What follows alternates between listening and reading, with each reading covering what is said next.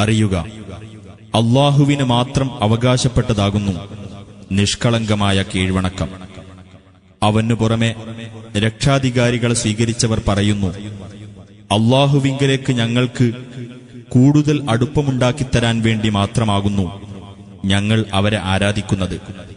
അവർ ഏതൊരു കാര്യത്തിൽ ഭിന്നത പുലർത്തുന്നുവോ അതിൽ അല്ലാഹു അവർക്കിടയിൽ വിധി കൽപ്പിക്കുക തന്നെ ചെയ്യും.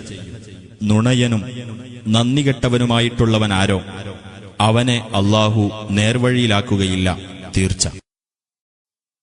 ഒരു സന്താനത്തെ സ്വീകരിക്കണമെന്ന് അല്ലാഹു ഉദ്ദേശിച്ചിരുന്നെങ്കിൽ അവൻ സൃഷ്ടിക്കുന്നതിൽ നിന്ന് അവൻ ഇഷ്ടപ്പെടുന്നത് അവൻ തെരഞ്ഞെടുക്കുമായിരുന്നു. അവൻ എത്ര പരിശുദ്ധൻ! ഏകനും സർവാധിപതിയുമായ അല്ലാഹുവത്രേ അവൻ.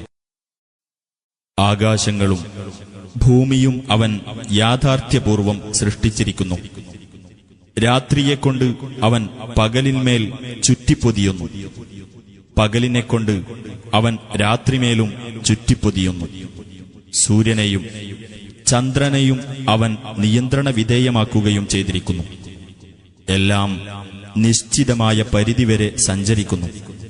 അറിയുക, അവനത്രേ പ്രതാപിയും ഏറെ പൊറുക്കുന്നവനും. ഒരൊറ്റ അസ്തിത്വത്തിൽ നിന്ന് അവൻ നിങ്ങളെ സൃഷ്ടിച്ചു. പിന്നീട് അതിൽ നിന്ന് അതിന്റെ ഇണയെയും അവനുണ്ടാക്കി. കന്നുകാലികളിൽ നിന്ന് 8 ജോഡികളെയും അവൻ നിങ്ങൾക്ക് ഇറക്കിത്തന്നു.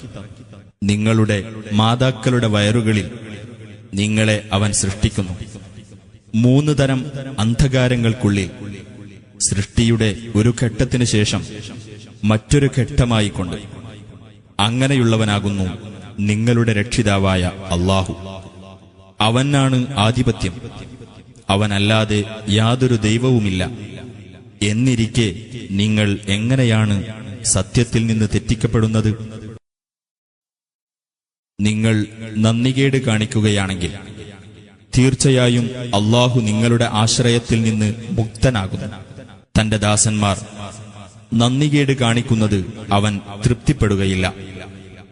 നിങ്ങൾ നന്ദി കാണിക്കുന്ന പക്ഷം നിങ്ങളോട് അതുവഴി അവൻ സംതൃപ്തനായിരിക്കുന്നതാണ്. പാപഭാരം വഹിക്കുന്ന യാതൊരാളും മറ്റൊരാളുടെ ഭാരം വഹിക്കുകയില്ല.